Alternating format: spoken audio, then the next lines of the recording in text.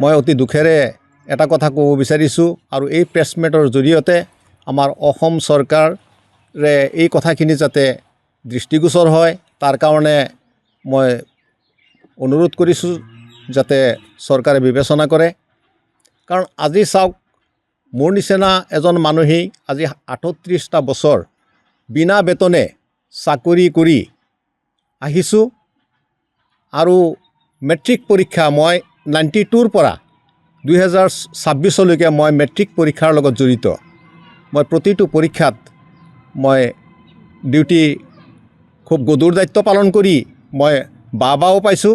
বহুত চেণ্টাৰৰ পৰা মোক মানে ধন্যবাদ জ্ঞাপন কৰিছে। কিন্তু আজি বৰ আঘাত পাইছোঁ, বৰ দুখৰ বিষয়। যিবিলাক কথা শুনিলোঁ যে আমাৰ নিচিনা শিক্ষকসকলক গোটেই অসমতেই আমাৰ নিচিনা যিবিলাক শিক্ষক আছে এই শিক্ষকসকলক ডিউটিৰ পৰা বঞ্চিত কৰিছে। কিয় মাননীয় মুখ্যমন্ত্ৰী মহোদয়, আপোনাক মই এটা অনুৰোধ জনাওঁ যে আমাৰ ব্যক্তিত্বত মানে যাতে আঘাত নাহে তেনেকুৱা চিন্তাবিলাক আপুনি কৰিলে আপোনাৰ প্ৰতি আমাৰ সকলো সময়তে হৃদয় থাকিব। কাৰণ আজি চাওক, আমি ইমান ন্যায় কোনো বেঞ্চাৰ স্কুল আজিলৈকে আপুনি হয়তো ৰেকৰ্ড পোৱা নাই দুৰ্নীতি কৰা বুলি। আৰু আপুনি কৈছে যে অন্য শিক্ষক যিসকলৰ দৰমহা আছে সিহঁতক আমি পানিছমেণ্ট দিব পাৰিম যদি অন্যায় কৰে। আৰে আমাকোতো পানিছমেণ্ট দিব পাৰিব। কাৰণ আমাৰ এনেকুৱা নহয়, আমিতো আমাৰ স্কুলবিলাক ৰিকগনাইজ, আমাৰ এফিলেটেড স্কুল। আপুনিতো ইচ্ছা কৰিলে যদি ইচ্ছা কৰে বোলে অমুকে অন্যায় কৰিছে, আপুনি আমাৰ ৰিকগনাইজটো ষ্টপ কৰি থওক। আমাৰ পানিছমেণ্ট কিয় নাই? আমাক মানে অত্যন্ত লাজ লাগিছে, আমাক প্ৰাইভেটৰ লগত কিয় ৰিজাইছে? আমিতো প্ৰাইভেটৰ যোগ্য নহয়, আমি প্ৰাইভেটৰ শিক্ষক নহয়। আমাৰ হ'ল ছেমি গভট আমাৰ স্কুলবিলাক। আপোনালোকে যিদিনা ইচ্ছা কৰে সেইদিনাই ল'ব পাৰে, এনেকুৱা কণ্ডিশ্যনৰ স্কুলবিলাক। গতিকে মই এটা অনুৰোধ ৰাখিছোঁ, আপুনি পুনৰ বিবেচনা কৰি এই শিক্ষকসকলক এই SSLC পৰীক্ষাত নিয়োগ কৰাৰ ব্যৱস্থা কৰক। মোৰ এইটো অনুৰোধ। গতিকে আৰু লগতে আৰু এটা অনুৰোধ মই ৰাখিম, সেইটো হ'ল আজি চাওক, মই এইটো বছৰতে ৰিটায়াৰ্ড হ'বলৈ গৈ আছোঁ। আগষ্টৰ শেষৰ ফালে মই ৰিটায়াৰ্ড হ'ম বিনা বেতনে। আজি চাওক, ইমান দীঘলীয়া এটা পিৰিয়ডত মোৰ স্কুলখন আইনৰ আওতাৰ ভিতৰতো সোমাইছিল, কিন্তু ইমানখিনি হোৱাৰ পিছতো স্কুলখন এতিয়ালৈকে প্ৰভিঞ্চিয়েলাইজ নোহোৱাটো বৰ দুৰ্ভাগ্যজনক। গতিকে অতি সোনকালে যাতে এই পৰ্টেলবিলাক শুনি আছোঁ মুকলি কৰিব। এই কৰি আজি জানুৱাৰীৰ পৰা আশা কৰি আছোঁ, আজি ফেব্ৰুৱাৰী 5 তাৰিখ পাৰ হৈ গ'ল। এতিয়া যদি আপুনি পৰ্টেল মুকলি কৰা আমাৰ কাৰণে ডাঙৰ কথা নহয়। আমাৰ কথা হ'ল আপোনাৰ কাৰ্যকালতে আমাক নিয়োগ কৰি থৈ যাওক, যাতে আমাৰ নিচিনা মানুহে পেঞ্চনসহ আমাৰ চাকৰিবিলাক নিয়মীয়াকৰণ হয়। তাৰ কাৰণে মই অনুৰোধ ৰাখিছোঁ। কাৰণ আমাক আৰু বঞ্চিত নকৰিব। আমাৰ দোৱা আশীৰ্বাদ আপোনাৰ গাত থাকিব, আমি সেইটো আশা কৰি আৰু অনুৰোধ কৰিছোঁ। কিমান আছে আপোনালোকৰ অসমত? কিমানখন বিদ্যালয় আছে আৰু কিমান টিচাৰ আছে? আমাৰ চাওক, ইয়াত বহুত শিক্ষক আছে, প্ৰায় 2000 মান স্কুল আছে। 2000 মান স্কুল আছে, হয়। 19,000 মান, হয়। 19,500 বা 20,000ৰ ভিতৰত কৰ্মচাৰী আছে। আজি চাওক, আৰু এটা কথা, যিসকলক আপুনি দৰমহা বঢ়াই দি আছে, যিবিলাক উন্নয়নৰ কাম কৰি আছে, এইবিলাক দৰমহা যিসকলক আপুনি বঢ়াই দি আছে, আমাৰ লগত সিহঁতৰ তুলনাইতো নহয়। আজি মই মানে গৌৰৱ কৰি কোৱা নাই, আমাৰ লগত সিহঁতৰ তুলনাই নহয়। আমাক কিয় তেনেকৈ এইবিলাক কৰি আপোনালোকে লাজ দি আছে? আমি এনেকুৱা পুৰণা শিক্ষক, কেইদিনমান পিছত আমি ৰিটায়াৰ্ড হ'বলৈ গৈ আছোঁ, আৰু এনেকুৱা শিক্ষকক আপোনালোকে একো ব্যৱস্থা নকৰিলে। এইটো বৰ পৰিতাপৰ বিষয়। আৰু মই অনুৰোধ ৰাখিছোঁ, এনেকুৱা প্ৰতিজন শিক্ষককেই যাতে পেঞ্চনসহ চাকৰিটো নিয়মীয়াকৰণ কৰি দিয়ে।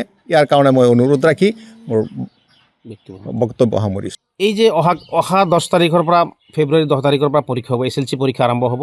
11 তাৰিখৰ পৰা HS পৰীক্ষা, হায়াৰ ছেকেণ্ডেৰী চূড়ান্ত পৰীক্ষা আৰম্ভ হ'ব। দুৰ্ভাগ্যৰ বিষয় এইটোৱেই যে আমাৰ শিক্ষকসকলে ৰাজ্যখনৰ বিভিন্ন প্ৰান্তত হাইস্কুল, হায়াৰ ছেকেণ্ডেৰীৰ পৰা আৰম্ভ কৰি বিভিন্ন ভেঞ্চাৰ বুলি যিটো আমাক তাচ্ছিল্য কৰা হয়, ভেঞ্চাৰ শিক্ষা অনুষ্ঠান, মানে দৰমহা নোপোৱা শিক্ষকখিনি আছে, বিনা বেতনত 30 বছৰ, 40 বছৰ, 45 বছৰো আছে, 28 বছৰো আছে, 25 বছৰো আছে। এনেকুৱা ধৰণৰ বঞ্চিত শিক্ষকসকলে বিনা বেতনত কৰ্মৰত কৰি শিক্ষাৰ যিটো পোহৰ ৰাজ্যখনত বিয়পাই দিছে, এওঁলোকৰ জীৱন মৰণৰ যুঁজ চলি আছে। চৰকাৰখনে কেৱল হেতালি খেলে বাৰে বাৰে। এই পৰীক্ষাত কৰিছে কি তেওঁলোকে অন্যায়ভাৱে চৰম অপমান বোধ কৰিছোঁ, আমি নিজকে লজ্জিত বোধ কৰিছোঁ যে আমি পঢ়োৱা ছাত্ৰ ছাত্ৰীসকলে ডিউটি দিব SLC পৰীক্ষাত আৰু হায়াৰ ছেকেণ্ডেৰী পৰীক্ষাত তেওঁলোকে ডিউটি দিব। যদি কিবা কাৰণত সংখ্যা কম হয়, শিক্ষকৰ সংখ্যা কম হয়, ইনভিজিলেটৰৰ সংখ্যা কম হয়, তেতিয়াহ'লে সেই কমিটিয়ে LP স্কুলৰ বা ME স্কুলৰ শিক্ষকক মক্কল কৰিব পাৰিব বুলি এটা কথা ওলাইছে। মুখ্যমন্ত্ৰী, শিক্ষামন্ত্ৰী বা শিক্ষা বিভাগে কথাটো চালি জাৰি চোৱা নাই।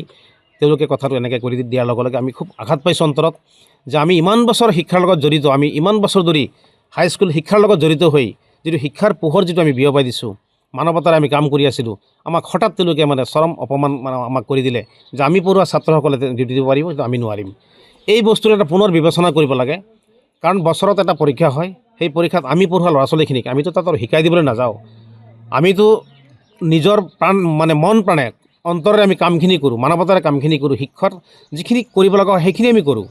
কিন্তু আজিলৈকে যিমানবাৰ এই যে পৰীক্ষা গৰুৱে মানে কাগজ খোৱা, কিতাপ খোৱা বা বহি খোৱা কিবা কিবি যে হৈ গৈছে, কোনো ভেঞ্চাৰ স্কুলৰ শিক্ষকৰ নামত 1% কালিমা নাই। আৰু ভেঞ্চাৰৰ পৰা পঢ়ি গৈ বহু শিক্ষক, বহু ছাত্ৰ ছাত্ৰীয়ে গৈ ডিচিলৈকে হৈছে, এতিয়া ডাইৰেক্টৰলৈকে আছে ভেঞ্চাৰৰ পৰা মেট্ৰিক পাছ কৰি যোৱা। গতিকে এই কথাখিনি চৰকাৰে উঠাই ল'ব লাগে, পুনৰ বিবেচনা কৰিব লাগে, মই দাবী জনাইছোঁ। আৰু দ্বিতীয়তে এটা কথা হৈছে কি, ভেঞ্চাৰ শিক্ষানুষ্ঠানটো অলপ থাকি গ'ল, বাদ পৰি থাকিল। তাৰ কাৰণে মাননীয় অসম চৰকাৰে, শিক্ষা বিভাগে এই যে অলপতে এটা পৰ্টেল মুকলি কৰাৰ কথা আছিলে, ইতিমধ্যে ভেঞ্চাৰৰ আইনখন আনিছে, আইনখন কাৰ্যকৰী কৰিছে, কেবিনেটে পাছিং কৰিছে, প্লাছ বিধানসভাও পাছিং কৰিছে, ৰাজ্যপালে স্বাক্ষৰো কৰিছে, কিন্তু এতিয়ালৈকে পৰ্টেলটো মুকলি কৰি দিয়া নাই। যাৰ ফলত হাজাৰ হাজাৰ শিক্ষকে কেৱল হতাশা, চৰম হতাশাত ভুগি আছে, আত্মহত্যাৰ পথ বাছি লৈ আছে যে আমাৰ কেতিয়া হ'ব, কেতিয়া মই ভাত ভালকৈ খাম, আমাৰো পৰিয়াল আছে, আমাৰ ল'ৰা ছোৱালী আছে, আমি কি কৰিম। গতিকে এই পৰ্টেলটো মুকলি কৰি নিদিয়াৰ কাৰণেই আমাৰ পিছফালে এটা দাগ লগাই দিয়া হৈছে আমি ভেঞ্চাৰ শিক্ষা অনুষ্ঠান। এই শিক্ষা অনুষ্ঠানখিনিয়ে যে কি কৰিব নকৰিব তাৰ ভিতৰত এতিয়া এই পৰীক্ষা আৰম্ভ কৰিবলৈ গৈ আছে। এতিয়া সেই পৰীক্ষাৰ পৰা তেওঁলোকক বঞ্চিত কৰিছে। মই দাবী জনাইছোঁ, মাননীয় শিক্ষামন্ত্ৰী, মাননীয় মুখ্যমন্ত্ৰী, আপোনালোকে মানৱতাৰে কামখিনি কৰিব লাগে, চাব লাগে যে আচলতে এই শিক্ষকসকলে কি খাই জীয়াই আছে। গতিকে পৰ্টেলটো অতি শীঘ্ৰে, পলম নকৰি অতি শীঘ্ৰে মুকলি কৰি দি এই শিক্ষকখিনিৰ ফাইল তেওঁলোকে জমা ল'ব লাগে আৰু খুব শ্বৰ্ট টাইমত তেওঁলোকক দৰমহা মুকলি কৰি দিব লাগে বুলি দাবী জনাইছোঁ। অসম শিক্ষক কৰ্মচাৰী ঐক্যমঞ্চৰ আমি দাবী জনাইছোঁ। আমি আৰু আন্দোলন কৰি আৰু লাভ নাই, এতিয়া আমাৰ জীৱন বিপন্ন হৈ আছে, আমাৰ এতিয়া অন্তিম বয়সত এতিয়া ভৰি দিছোঁ, অন্তিম বিয়েৰ, আমাৰ এতিয়া বেলি অস্ত যোৱাৰ সময়। এই আলি আকবৰ ছাৰ আছে, তেওঁৰ শিক্ষাৰ পোহৰৰ কাৰণে এখন বৃহত্তৰ কচুৱা অঞ্চলত দক্ষিণ কামপুৰত প্ৰথমবাৰৰ কাৰণে তেখেত এখন নাৰী শিক্ষাৰ কেন্দ্ৰ খুলিছিলে, খুলি পেলাই আজি ইমানটা বছৰ অতিক্ৰম কৰিলে, চাকৰিকাল বেছি দিন নাই, বহু শিক্ষকৰ চাকৰি যাওঁ হৈছে। গতিকে দুটা দাবী আমাৰ, এটা হ'ল পৰ্টেল মুকলি কৰি দিব লাগে অতি শীঘ্ৰে, আৰু এটা হ'ল SLC পৰীক্ষাত আৰু হায়াৰ ছেকেণ্ডেৰী পৰীক্ষাত এই শিক্ষকখিনিক বঞ্চিত কৰিব নালাগে। এই দাবীটো মই জনাইছোঁ। যিকোনো খবৰৰ বাবে যোগাযোগ কৰক আমাৰ এই নম্বৰত 9181 307 221।